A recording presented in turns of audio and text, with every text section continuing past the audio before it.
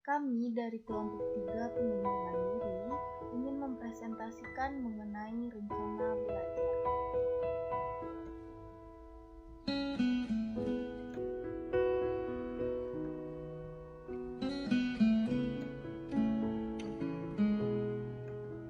Yang pertama adalah definisi perencanaan pembelajaran. Perencanaan pembelajaran secara terminologi berasal dari dua kata, yaitu perencanaan dan pembelajaran. Perencanaan berasal dari kata rencana, yang berarti pengambilan keputusan tentang apa yang harus dilakukan untuk mencapai suatu tujuan. Nah, sedangkan pembelajaran berarti kerjasama antara guru dan siswa dalam memanfaatkan seluruh potensi yang ada, baik itu potensi internal seperti bakat dan minat siswa maupun potensi eksternal seperti lingkungan dan sarana.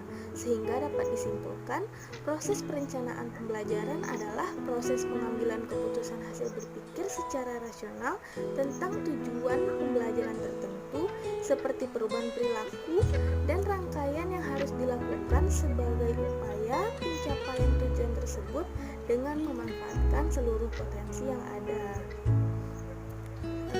Perencanaan memiliki 4 unsur. Yang pertama, adanya tujuan yang harus dicapai. Yang kedua, adanya strategi dalam mencapai tujuan.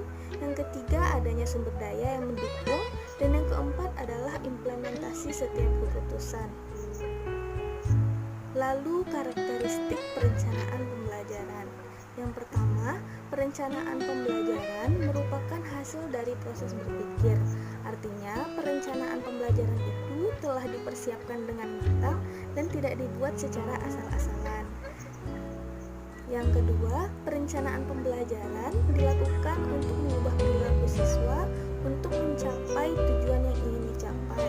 Nah, perencanaan pembelajaran ini dilakukan untuk mencapai sebuah tujuan yang ingin dicapai oleh siswa tersebut. Yang ketiga, perencanaan pembelajaran berisi tentang rangkaian kegiatan yang harus dilakukan untuk mencapai sebuah tujuan. Nah, rangkaian kegiatan ini digunakan sebagai pedoman untuk mendesain pembelajaran yang akan dilakukan sesuai dengan kebutuhan siswa tersebut.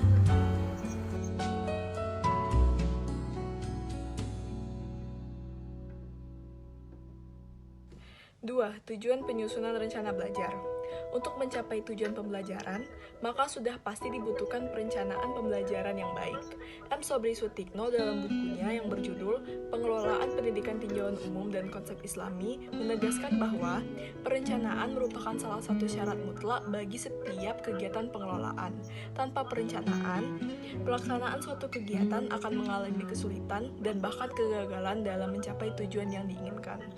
Salah satu lembaran kertas mutiara dari buku yang berjudul Perencanaan Pembelajaran karya Abdul Majid mengemukakan beberapa manfaat perencanaan pembelajaran dalam proses belajar mengajar, yaitu yang pertama, sebagai petunjuk arah kegiatan dalam mencapai tujuan. Yang kedua, sebagai pola dasar dalam mengatur tugas dan wewenang bagi setiap unsur yang terlibat dalam kegiatan. Yang ketiga, sebagai pedoman kerja bagi setiap unsur, baik unsur guru maupun murid. Yang keempat, sebagai alat ukur efektif atau tidaknya suatu pekerjaan, sehingga setiap saat diketahui ketepatan dan kelambatan kerja. Yang kelima, untuk bahan penyusunan data agar terjadi keseimbangan kerja. Yang keenam, untuk menghemat waktu, tenaga, alat-alat, dan biaya.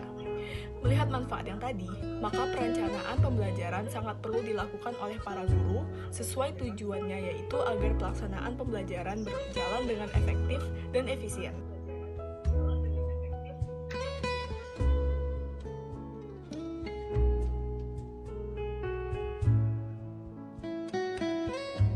Selanjutnya, langkah-langkah menyusun rencana belajar. Yang pertama, merumuskan tujuan khusus. Rumusan tujuan pembelajaran mencakup 3 aspek penting yang diistilahkan oleh Bloom pada tahun 1956, yaitu domain kognitif, domain afektif, keterampilan, dan penampilan. Yang kedua, memilih pengalaman belajar. Belajar bukan hanya sekadar mencatat dan menghafal. Ada kalanya proses pembelajaran juga dilakukan dengan simulasi. Ada kalanya mahasiswa juga diberi kesempatan untuk belajar secara berkelompok. Yang ketiga, menentukan kegiatan belajar mengajar. Menentukan kegiatan belajar mengajar yang sesuai pada dasarnya dapat dirancang melalui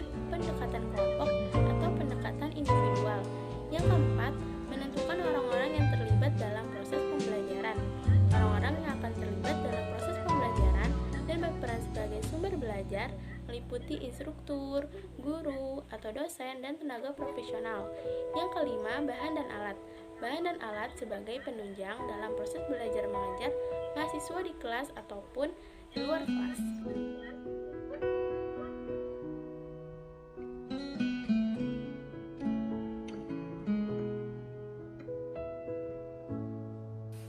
Selanjutnya, adanya ketersediaan fasilitas fisik, di mana fasilitas fisik merupakan faktor penting untuk proses pembelajaran. Fasilitas fisik meliputi kelas, laboratorium, pusat media, dan lainnya. Fasilitas fisik digunakan untuk bahan pembelajaran, menggunakan alat-alatnya, berdiskusi, dan sebagainya.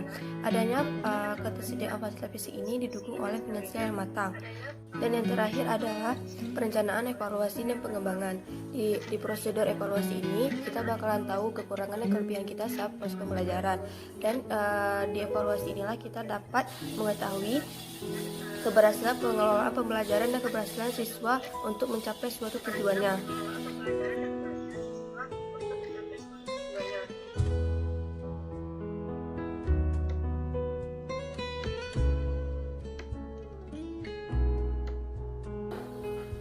Merancang rencana belajar di perguruan tinggi. Rancangan rencana belajar untuk mahasiswa disesuaikan dengan jadwal kelas, jadwal organisasi, dan juga kegiatan lainnya, agar semua kegiatan yang kita ikuti dapat terlaksana dengan baik. Tujuannya untuk apa? Agar semua kegiatan yang kita ikuti kita dapat hadir. Terus kita tidak membuang waktu yang sudah ada. Kemudian kita dapat menghindari untuk bermain. Dan selanjutnya dan terakhir adalah jika kita menghargai waktu yang sudah ada, otomatis kita dapat menghargai pendapat orang lain.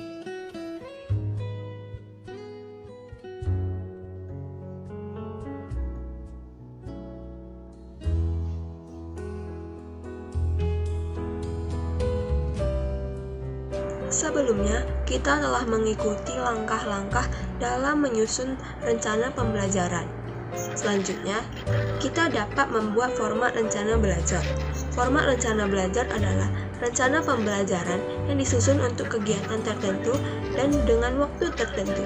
Format rencana belajar dapat disusun harian, mingguan, bulanan, bahkan tahunan. Format rencana belajar bersifat fleksibel.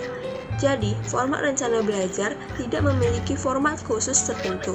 Format rencana belajar disesuaikan dengan keinginan dan kebutuhan individunya. Contoh format rencana belajar harian dapat dilihat pada tabel. Pada tabel tertera jam, aktivitas, dan keterangan di mana aktivitas tersebut dilakukan.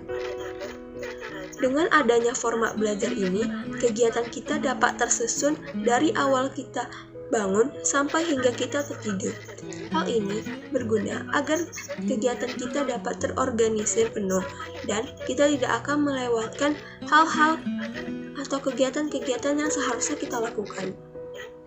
Sekian presentasi kami mengenai rencana belajar. Jika ada salah kata, mohon maaf. Assalamualaikum warahmatullahi wabarakatuh.